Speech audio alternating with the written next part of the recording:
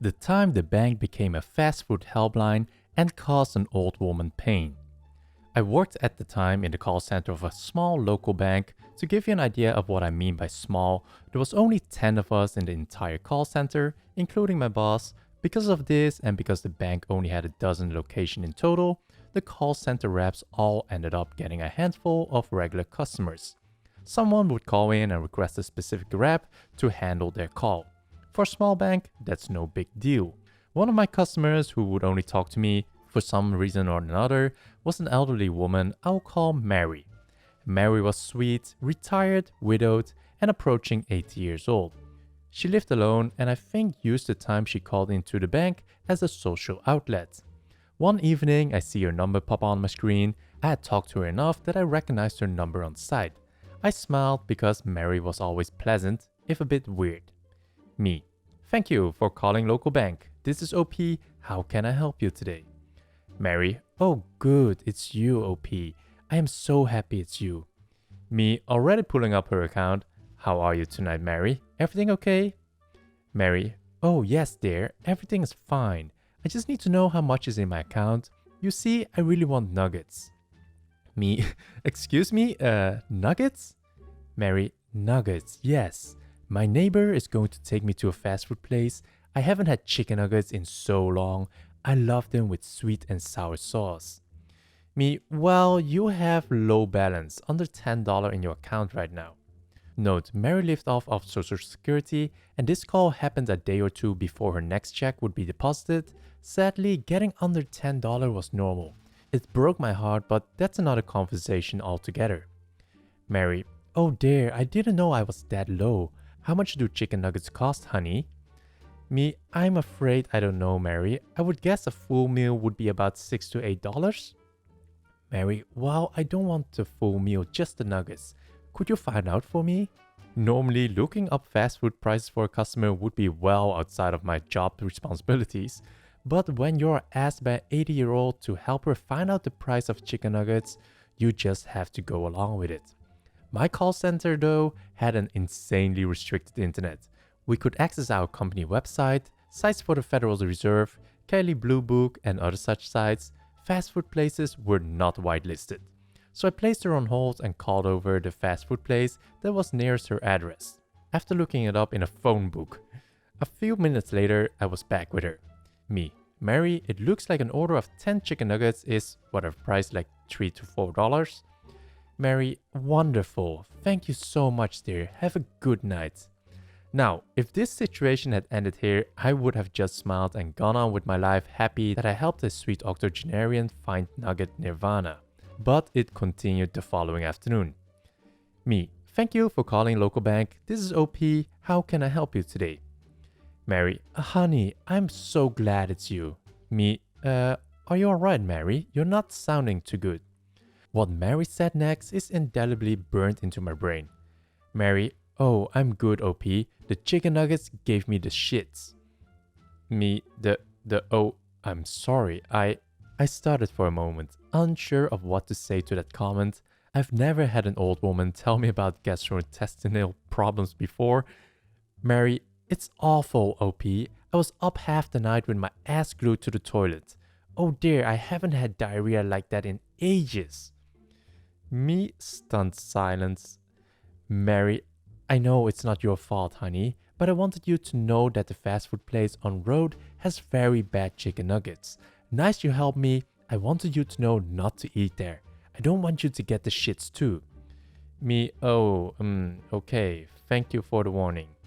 Mary, you're welcome, honey. Now, if you'll excuse me, I have to get back to the bathroom. Mary hung up and I, a bit flabbergasted, took myself out of the queue for a few minutes in order to process what just happened. Mary called back many more times in the years I worked there. Thankfully, that was the only time I heard about her pooping problems. I did hear many other bizarre and inappropriate things from Mary, but that was the only bathroom-related one. Thank God. Mary gets naughty. So here is another one. I worked in the call center of a small local bank and Mary was one of my regular customers. She was an elderly widowed woman who would only speak to me when she called.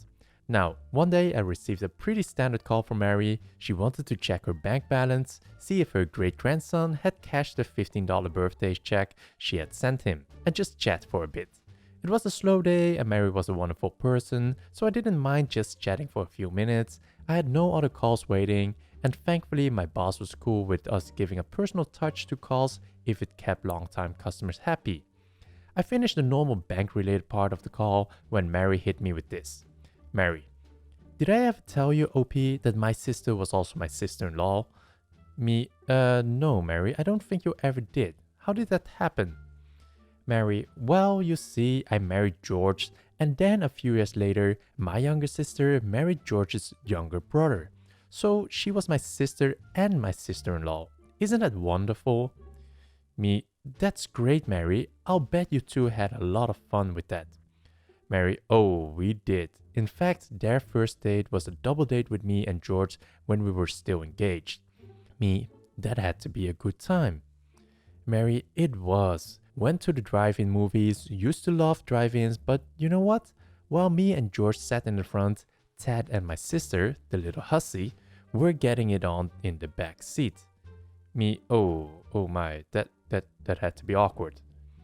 Mary, it was. I told George, if you think I'm going to do that with you, then you have it all wrong. I'm going to be a virgin when we get married, goddammit. Me laughs. Mary, you know what my sister told me? She told me that Ted gave it to her up the butt. Can you imagine? Me laughing very hard. Oh no. Mary, I know, she was always a little floozy. I tried it in the butt once, didn't like it. Well, I have to go now. You take care, OP. With that pronouncement, Mary hung up. I think about this woman a lot. In my years working retail and banking, I never had a customer quite like her. Does no one understand we're in the middle of a pandemic? This call came in today, and after it was over, I took the 5 seconds before the next call to honestly wonder about our survival as a species. I work for a major appliance company, and I only sell the parts for those appliances. Because of COVID, I'm now working at home. From what I know, our office is the only one that gets the mail-in offers we send out, automatically, to reorder water filters for refrigerators.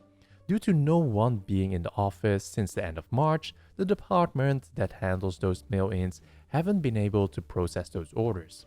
And we've been telling people this as they call in asking where their orders are. We have a few people who are understanding and are fine with placing an order over the phone with a credit card. This one woman did not want to hear it. Me's me, crazy lady who don't understand why nobody is in the office to process her mail-in order, is CL. Me, thank you for calling Blah Appliance Parts. My name is OP. With whom am I speaking with today? Hey, I want to check on an order.